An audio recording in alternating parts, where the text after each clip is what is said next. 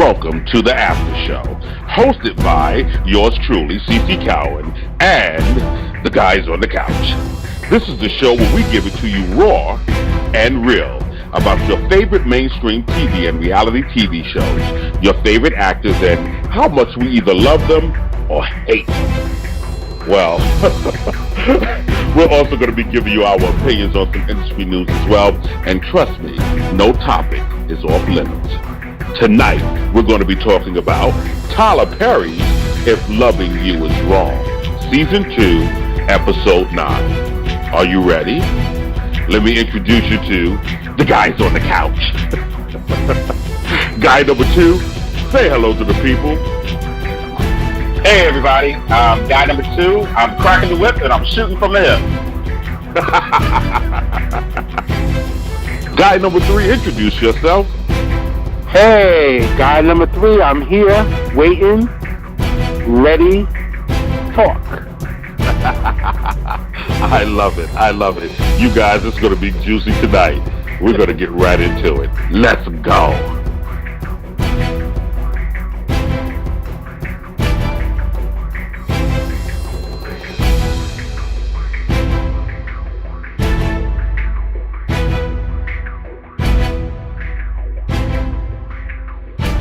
Okay, guys, check it out. We just got finished watching Episode 9 of Tyler Perry's If Loving You Is Wrong. And man, do I have a lot to say about tonight's episode. There were some twists and some turns and some unexpected things that took place. But I want to get the opinions of my fellas on the couch. So we're going to start with guy number 3 tonight. Guy number 3, tell us about were you shocked at some of the twists and turns that took place on tonight's episode of If Loving You Is Wrong? Very shocked. I just did not expect it. I guess he's given us it all at the end, but it was a shocker. Yes. He's probably trying to save the best for last, but let's see what guy number 2 has to say. Weigh in on this thing, guy number 2. Were you shocked at some of the twists and turns that the storyline took tonight? Tonight was a big shocker to me. I was really floored by a couple of things, especially with this FBI thing finally coming to a head. I'm really enjoying that. Awesome. Usually, I like to get into a whole bunch of dialogue and get all the male testosterone perspective before we bring in our female perspective. But tonight, I think we better bring her in a little early because there's a lot to talk about and some juicy things that I want to get her opinion on as well. So, everybody, welcome to the show, our guest female perspective, the lovely, the opinionated Trinity. Hey, everybody. Hey, Trinity. Listen, you were tuned in tonight, I know. Mm-hmm. Tell me, were you shocked at some of the twists and turns that took place in tonight's episode? I was. I did not snooze. I really did. I did not snooze.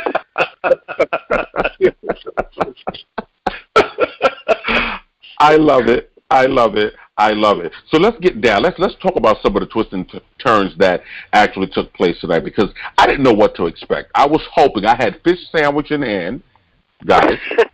I had fish sandwich and iced tea in hand, and I was just hoping and praying that this would not be another snooze fest, and it absolutely wasn't. So look, we learned tonight that Steven, who I thought all this time was just, one of the guys in the precinct, and he was Eddie's boss, but we found out tonight that he's actually FBI. FBI. Who would have guessed? Trinity, tell me what you thought about finding out that he's FBI. I was sitting there like, for real? What? No idea. No, it would not. I wouldn't have put Steven and FBI in the same sentence. I never thought about it. I never would have put the two together. I thought he was a crooked cop. I thought he was just a rogue detective. I don't know. I really never understood who Steven was in the first place because Eddie talked to him like he was the precinct mascot. Yeah, like he was a mascot for the precinct. Yeah. I never, I didn't know who he was, but I definitely would not have ever guessed that he would have been FBI. Guy 2, weigh in on this thing, man. Were you shocked at finding out that Steven was FBI, or did you suspect it? No, I had absolutely no idea. And the thing that I'm enjoying now is wondering who else in the department is now FBI. That Apparently Esperanza's running the whole show. So I don't know, because she's talking to Steven like she's the boss. So she might be FBI. I don't know. But, now it's really starting to unfold. I'm really liking the way that the story, is starting to unfold. So it's moving in a good direction. We're getting some momentum now. We're definitely getting momentum. Yes, definitely. It appears that Esperanza could possibly be the head of Homeland Security, the way she's going. I don't know. She's like 99. She's like 99. But guy number three. Tell me when the scene played out and we found out that Steven was FBI, when he called Lucius on the phone, did your jaw hit the floor? Yeah, it hit the floor, just as it hit the floor when I saw Esperanza in that black skirt again. I love it. So the skirt is CIA, and she's FBI. Wait a minute, is that the wardrobe of the job, or is just what she wears all the time?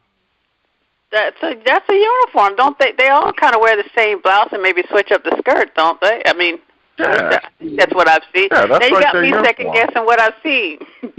Oh, okay. It's all right. Esperanza works hard, very. Yeah. Absolutely. Hopefully next season she'll get a storyline. Mm-hmm.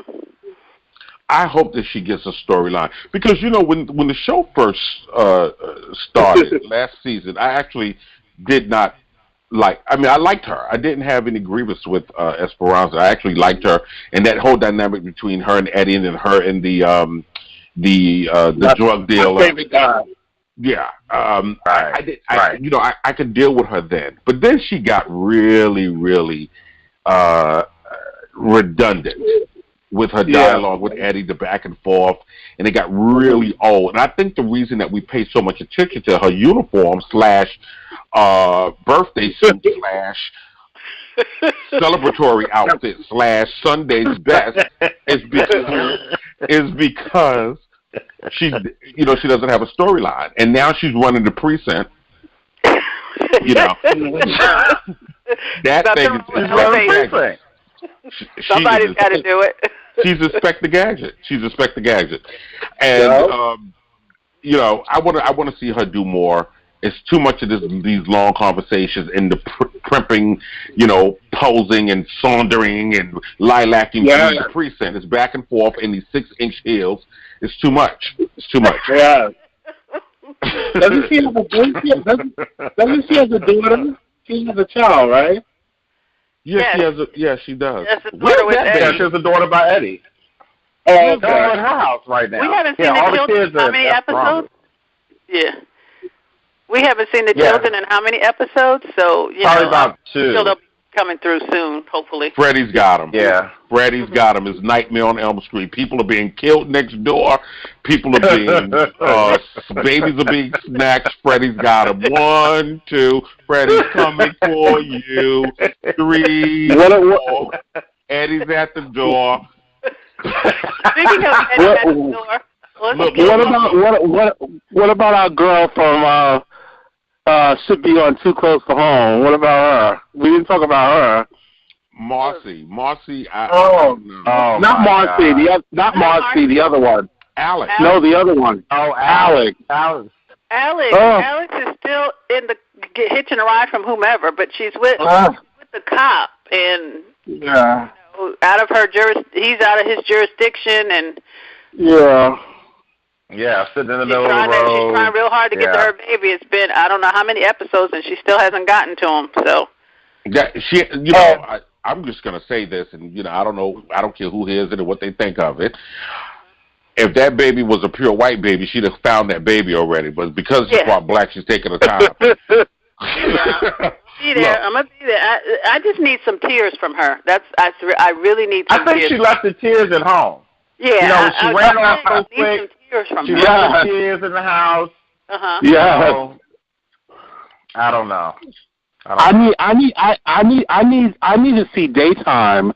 When's Daytime coming? Oh wow! Yes. How about? Can we just give some time to Travis? Can we just give a few seconds? Oh God! I need for Travis to go back to American Top Model. Travis, why were you even? That's the time you crazy him. That's the time you send him back to America's Top Model. You out crazy. Yeah. I want y'all to understand something, okay? Yeah. Travis is doing some major acting on this show. Travis turned his head to the side and clicked his neck. Did you hear the click? Yes. I've never been like this. I see you. I said, I see you and I hear you. Exactly. Tomorrow, you're going to wake up with jaundice tomorrow. Your eyes are going to be yellow. What is going on? It's really interesting to see them trying to stretch the dynamic, at least him trying to stretch his character, because if indeed they're ad-libbing, and a lot of us have been led to believe that a lot of these lines and scenes are ad-libbed. Yeah. If indeed they're doing that, then I applaud Denzel for, a.k.a. Travis, for trying to stretch and trying to do something different with his character. And I'd like to say this before you guys and gals weigh in.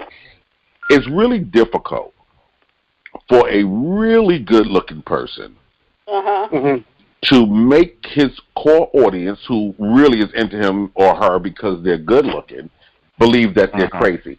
Not many people can do it. Blair Underwood pulls it off incredibly.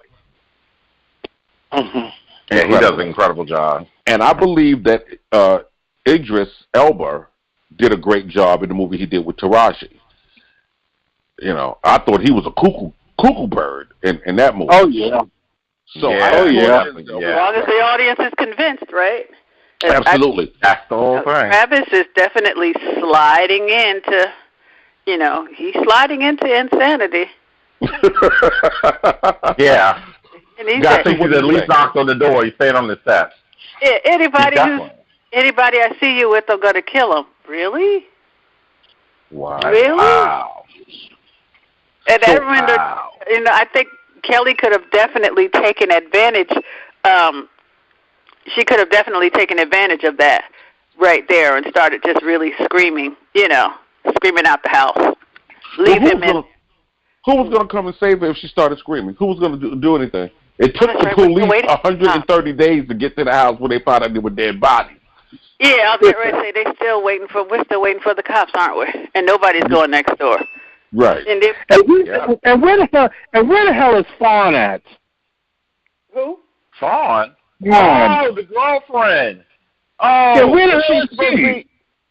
Yeah, she's in critical care. She's still at the hospital, She saw Joey. She saw her son. But where's her father? Her father should be there. I think. Called her father yet? Yeah, she should have called what's her name? Should have called the father. No one's mentioned her, or no one even contacts her father. What's her name? Works in her father's company, so you would have thought she would have contacted her father to come to the hospital. So I don't know. Natalie, yeah. Natalie. Guy, too. What do you think? Where's Fawn? Where's Carmen Santiago? Where is she? I don't know. She's probably running off with Dora. Dora the Explorer. So here's the thing. But this is what's so interesting because, Natalie was in the scene tonight with her son. But I really think that this whole situation with Fawn, I don't know if they're just kind of holding it off or if it's just because why haven't they contacted that father yet? That father should have been in the ER when Natalie got to the ER. That's right. And nobody's called them. So I'm like, okay, I know it's only been like a day.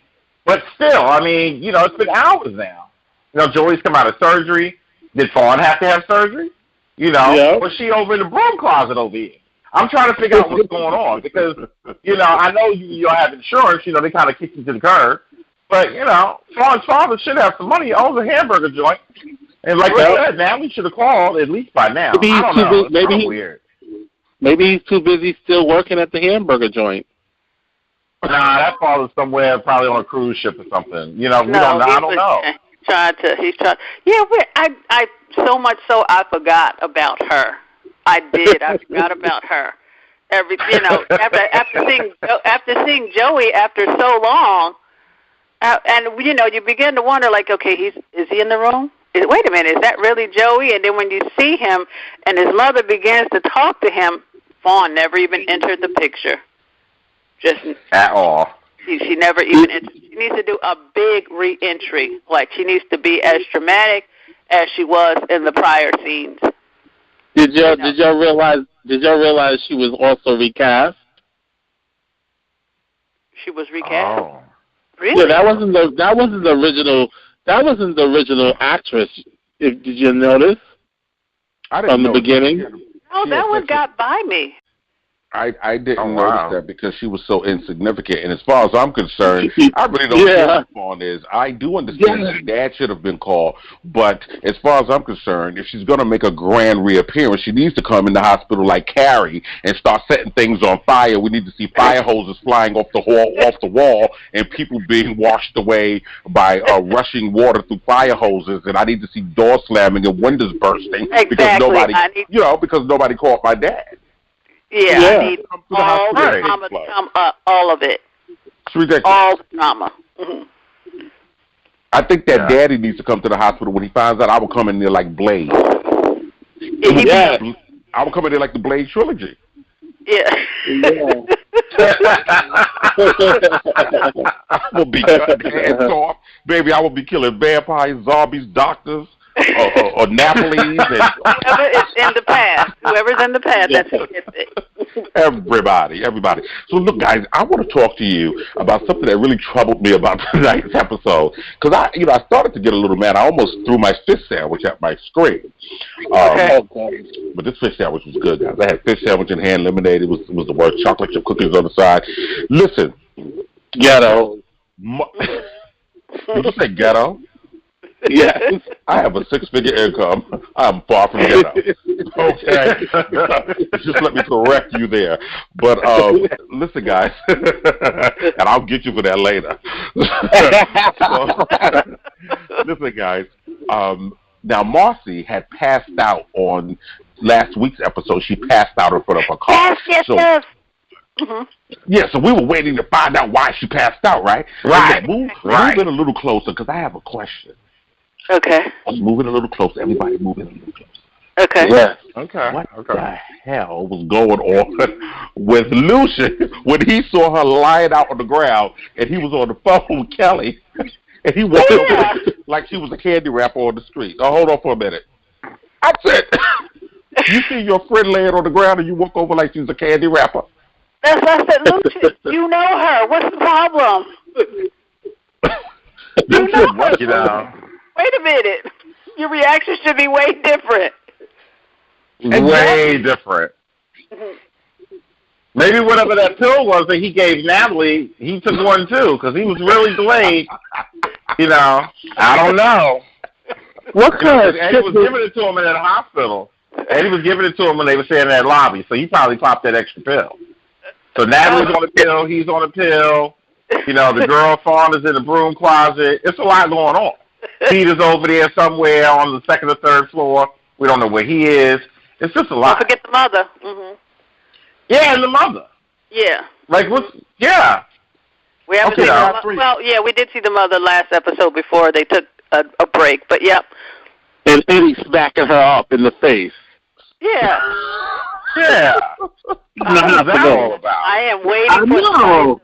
I'm waiting for somebody to give it right back to Eddie. All right, guys, look, I want to ask you about that mother since everybody's concerned about that mama.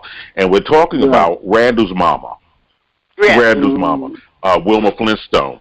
So I want to ask you, Trinity, to weigh in on last week's scene. We're going to talk a little bit about last week. I want to dip into last week a little bit, dip our toe in there, then we'll jump back into tonight's pond.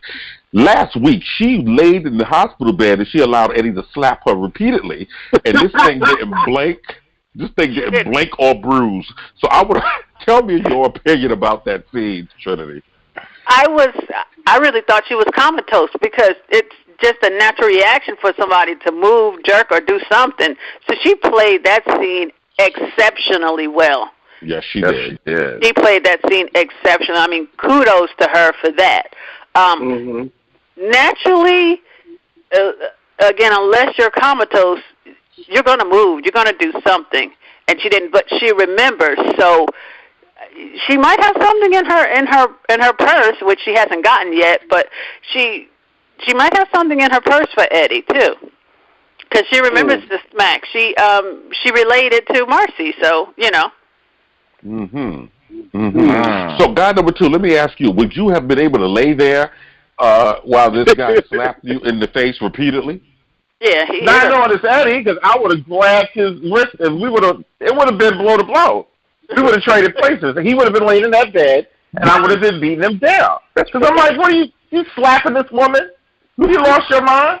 Yeah, that was crazy. That was a little, that was crazy to me. I was like, man, no way. It was crazy. Guy 3. Now, look, something even more insane, more crazy, that took place during that very same episode, actually just a scene prior. The officer that was assigned to her room, that Eddie assigned to the room, was in there drawing on her medication, having it shoot up into his arm. What did you think about that? I know. I was totally shocked about that. I was like, what the hell is Tyler doing? I've never in my million years have ever heard of anybody doing that. I didn't even know he was on drugs. Did y'all? I didn't know he was on drugs. No, I didn't. Yeah. He was on drugs. And how do you sit up in somebody's hospital room and take their IV, don't know what kind of drugs it is, and stick it in your arm and get high? Right. And the mother, let's backtrack a little bit. And the mother knew he was, she didn't have the IV. Yeah. So if she needed something, she could have very well been dead. What did they do? You can't split that. That IV is just for, Nope. Yeah. Wait a minute, guys. Wait a minute. Trinity said you can't split that. It's not a cable splitter, okay? You can't run a wire in both rooms. We don't know how long he had been doing it, but she was still as cement. She didn't move. And it kind of wait a minute, does she need that? Wait, does she need it? That's why she's still on it, right? Do you think Tyler really is writing this? As far as we can tell, he's the one that's writing it and directing it. The only thing he's not doing is the camera. I think he's writing, and I think that he is allowing them creative freedom. So, but I think he's allowing them too much creative freedom, just in my opinion. Yeah. Because it's starting to lose continuity, and you can see this thing unraveling at the seams. So he's able to come back in periodically and tighten it back up like he did tonight. But, it's a pair of Daisy Dukes normally. 8 out of 10 episodes is Daisy Dukes. And then he comes in and he tries to make a little bell bottom out of it. But, we'll see what happens. Can I ask y'all all a question? Do you think that this show would have made it on regular TV? On one of the big 3 channels or big 4 channels? Yeah, or would it have been canceled by now? Ooh. Nah, that's a tough one. No, it wouldn't have made it. Yeah. No, they'd probably try him out on maybe a cartoon channel, maybe. And that's not even a big 3. So no, it would have been canceled. Yeah. For the big channels, the writing has to be really serious. It has to be serious. Yeah. And there's a format. Pristine. That's why Secrets and Lies is holding on. That writing, I believe, and that's a different story, I know, but that writing is pristine as far as I can tell. Mm-hmm. It absolutely is. Mm-hmm. There's a format and there's a formula that those stations require, and you have to follow that format. period. Clearly, Tyler doesn't follow anyone's format but his own. Okay, look, guys, let's talk about Pete, because Pete is in the bed. We wanted to see Pete come back, and he did come back. I think it was last week's episode we were able to see Pete again, and I wanted you guys to weigh in on Pete's performance as he, opened his eyes and called his daddy Lucius. So I want Trinity to weigh in on that, and then I have a question about Pete for you, guy number 3 and guy number 2. So Trinity, tell me what you thought about Pete waking up, and the first person he wanted to get in touch with was Lucian. Yeah, how do you come again? And I have to question a comatose. Was it really comatose? How do you come out and then remember a phone number, let alone that you have a phone in the room? You know. So yeah, I had a question about that. Like, okay, how do you wake up and then remember Lucius of all people? You know, no family. Does he have family?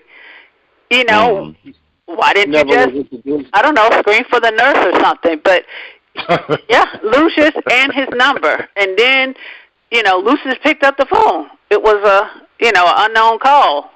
You know how it is when we don't pick up the phone because we don't recognize the number, or the number come up, and then the fact that Lucius picked up the phone. So, yeah, he picked it up, and he didn't seem too concerned when he heard that it was Pete, who was barely able to speak to him when he was being rolled out to another floor. And he was just like, who this? Oh, yeah, what, Pete? What's going on? This is a bad time. And this man is shot up. Yeah, I was going to say, this man has been shot up for how long, and then he's been in the hospital for how long, and then he wake up and then have the rightness of mind to say, hey, this is what happened. Right, exactly. So, guy number 3, I want to ask you, what do you think? What do you think about the scene where Eddie actually arrived at the hospital, went into Pete's room, and began to press in his chest to reopen the wound? My goodness, that was disgusting. That was really, really disgusting. I was looking at that and I was like, I can't believe Eddie. They got this man terrorizing the whole town. now he's re-killing people. I mean, I just don't understand one guy everybody in the town is scared of. I just don't understand that. He didn't say re-killing. I just don't understand how a whole town could be afraid of this one guy. That was my point. Big bad Leroy Brown. Eddie is. I mean, he got to go. He's Jason, and you can't kill him. He got to go. He got to go. He needs to. Yeah, he needs to be put down. Strapped down. His storyline should end. Guy number 2. And what do you think about that? That was crazy. It made absolutely no sense. It didn't ring true to me. I'm kind of like, okay, this man in the room, he's trying to kill this man, and just walks out, and it's just like he's at a carnival somewhere, like getting ready to go get a candy apple. I'm like, what's going on? What happened? It's kind of weird. It's just really weird. I don't know if any of you noticed that. What is this little drug addict's name? What's the drug addict cop?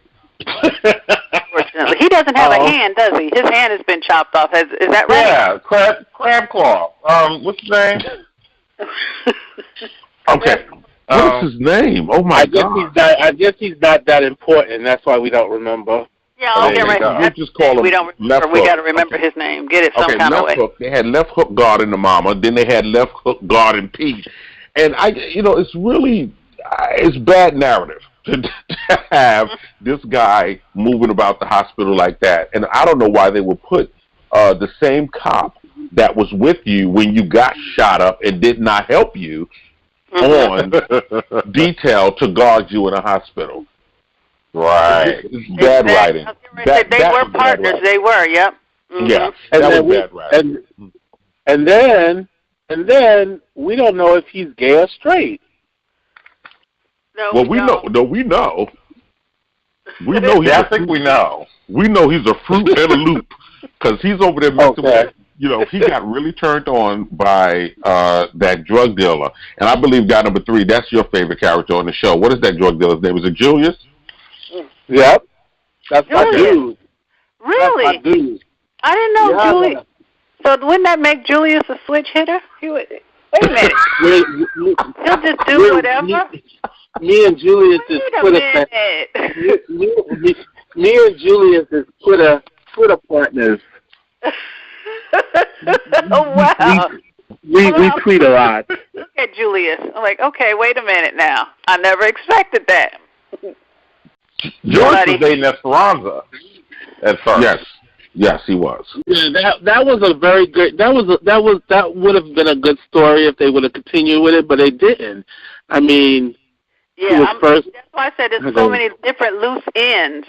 Yeah, they were first together. Yeah, they were first together. It was Eddie, and then she got involved with Julius, and then that kind of fizzled.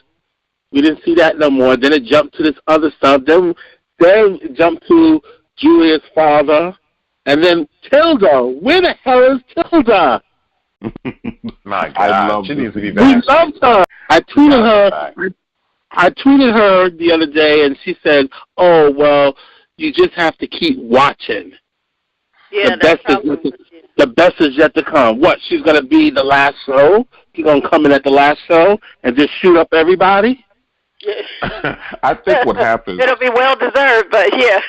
I think what happens, Tyler says to everyone, if you're tweeting out, if you're going to tweet out, if someone asks you what happens, just say, you got to keep watching. Now, we love Tilda. She came in and she laid the smackdown of the smackdown. Yeah. And I'll tell you what, it's really something when someone who we've never seen before, we have no knowledge of this person, they come into the story and turn the entire show upside down. She stole the scene from everybody that was on the show. Last season, right? Yeah. Yep. Yes. So I want to see more of her. I look to see more of her. And her daughter. I have to see more. Where the hell is her daughter? From that group, Claudia? Like, yeah. Where'd she go? Claudia's coming back. She will be back. She went back to wbeg-db. Oh my God. Back to wbeg-db. All the possibilities are open. So possibilities are open. She did a great job when she was there.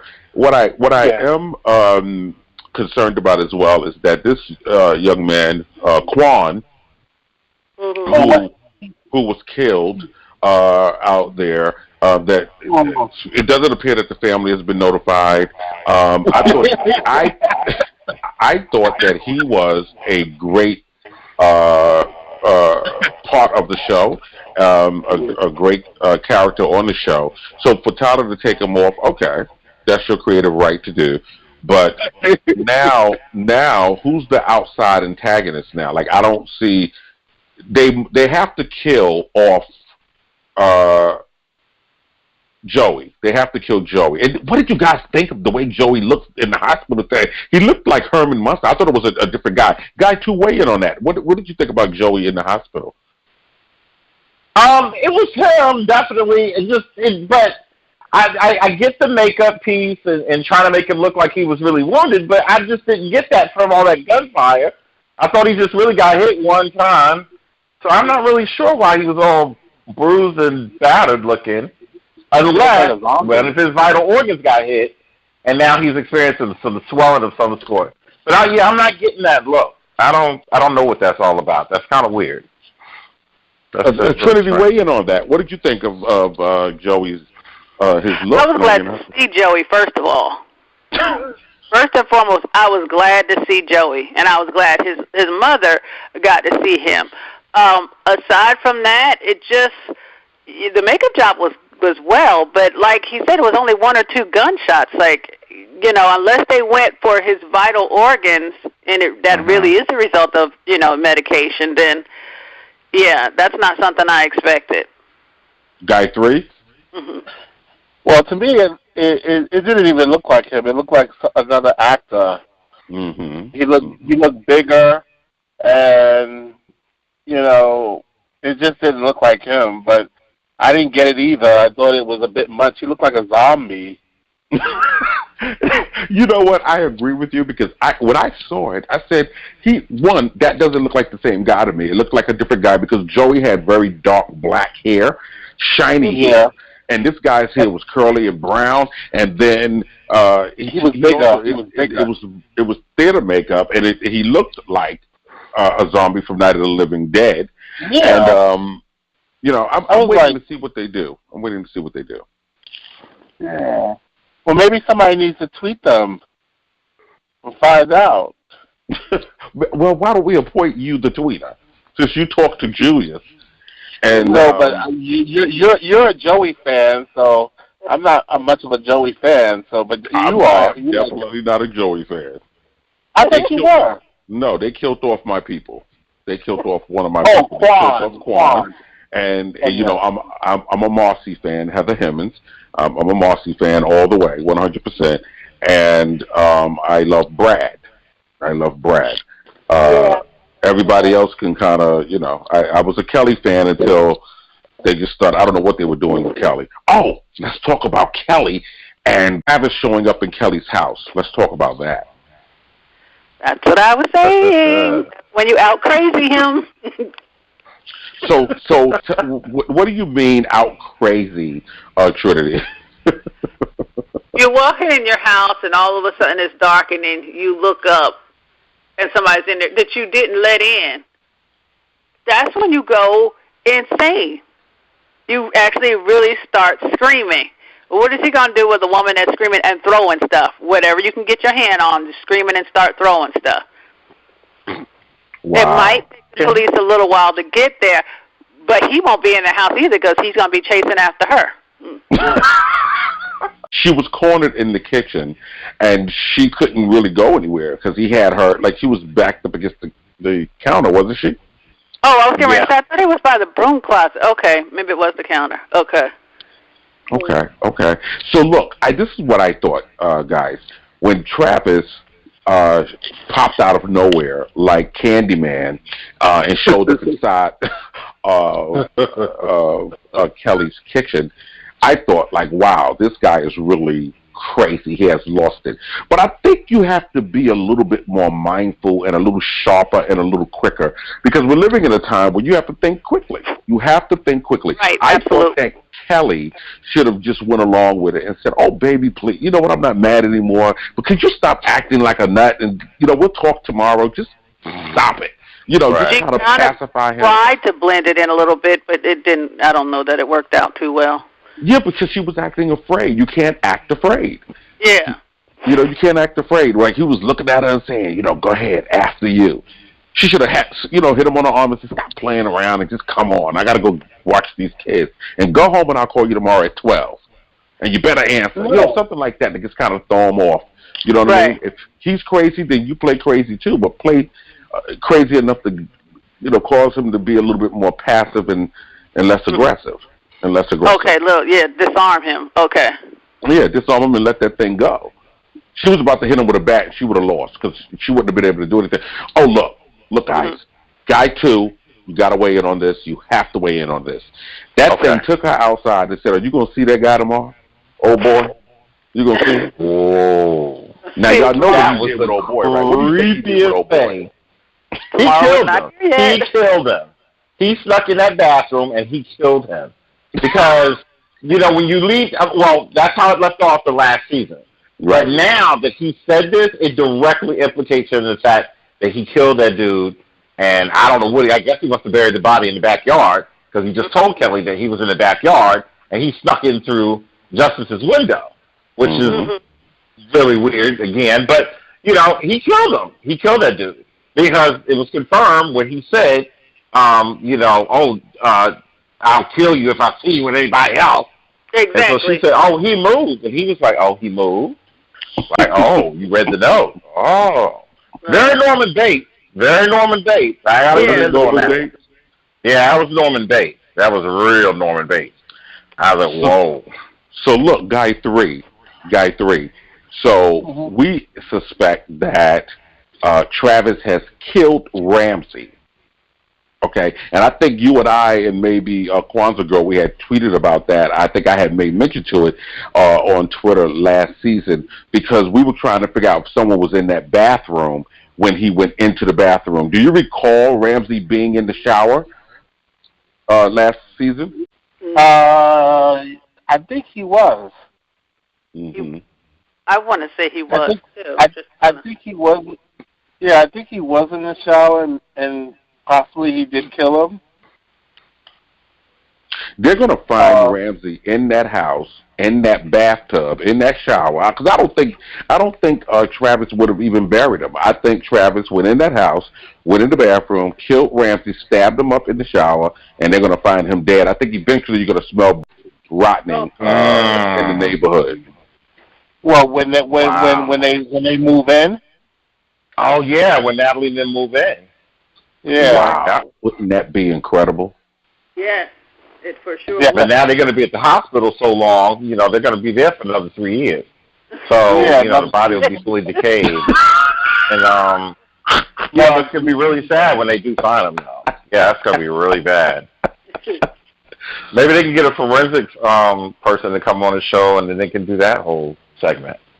That would be good. Yeah. They'll find Ramsey. It'll be a mummy. CSI. Yeah. Yeah, absolutely. Absolutely. And they could put Esperanza's skirt in that blouse up for criminal intent. Leave her skirt alone. Her skirts. Well, Esperanza's going to be she's going to be the CSI investigator. So I have a question. I have a question for all of you guys, okay? Whose baby is it? I'm going to start with guy number 3. Marcy is pregnant. Whose baby is it? Well, I mean, it has to be Brad, because isn't that the last person she had sex with? That's what I was thinking. Mm-hmm. Hoping too, though. Yeah. Who else could it be? Who else could it be? I mean, if the last time her and Randall had sex it was the first season, so I just don't think it would be him. So it has to be Brad, unless she sneaked out somewhere and, you know, did something else to somebody else.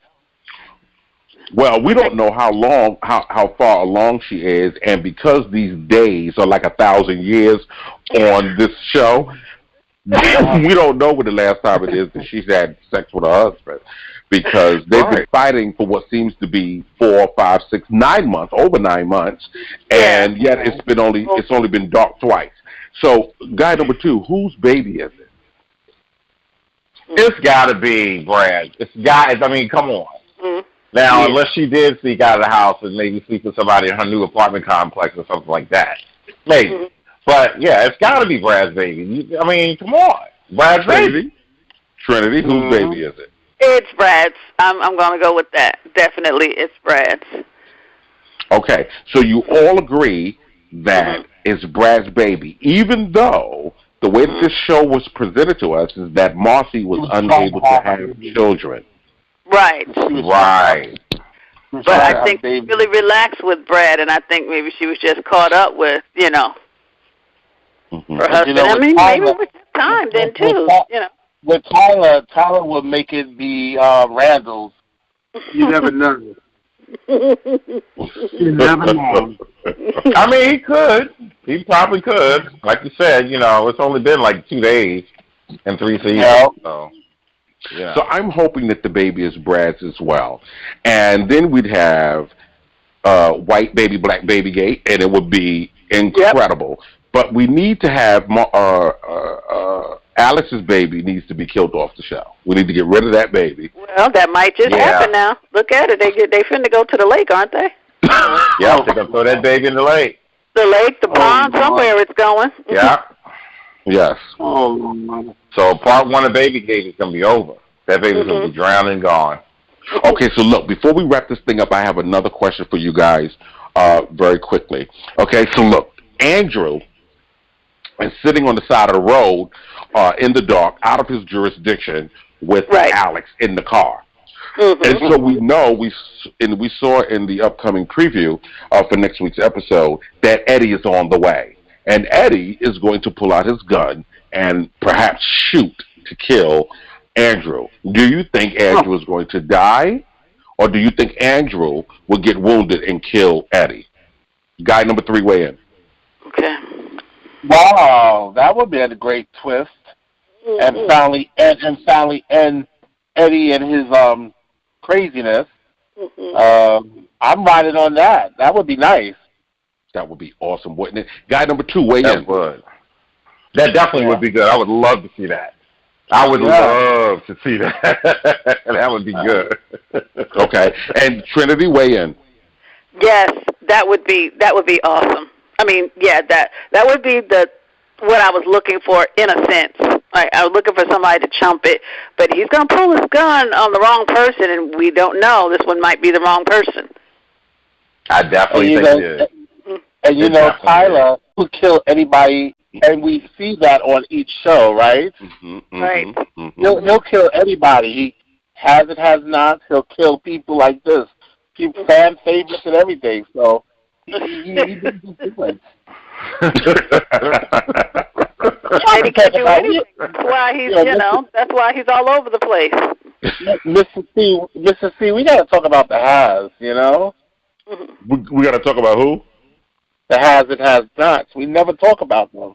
Because they're not on. But we will talk about the have and have-nots. But listen, let's do this, guys. We need to wrap up because we need to tune into BET's presentation of Love and Happiness and Obama celebration. Oh, yeah. We need to weigh in on that because the people are going to want us to weigh in. Oh, yeah. And I heard this skirt gate on this show. So we need to tune in, guys. So we got to go. I stayed already. It was beautiful.